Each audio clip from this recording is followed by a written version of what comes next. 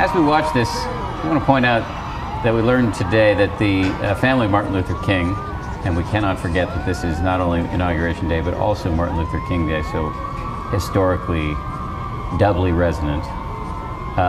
They asked Justice Roberts and President Obama to sign the MLK Bible, with which it was one of two Bibles that the president was sworn in on. He was sworn in on the Lincoln Bible, which he used in 2009, and also what's known as the Martin Luther King Traveling Bible, the Bible that Martin Luther King took with him on the road when he traveled.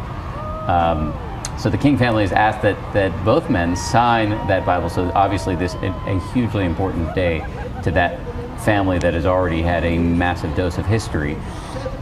Steve Osunsami, an ABC News correspondent, spoke with Martin Luther King's youngest daughter recently, and I believe we have a clip of what she had to say. Take a listen.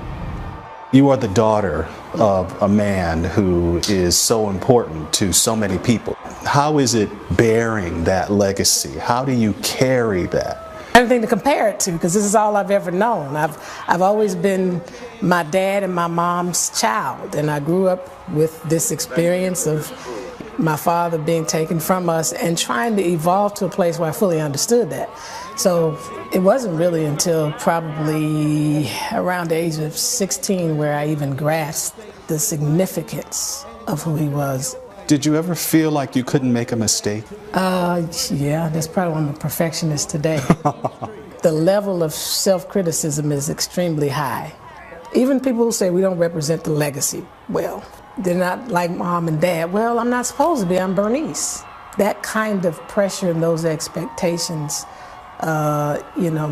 make you almost become the kind of person that, God, if I make a mistake, it's monumental. Tell me about the Bible that the president is going to use to swear in.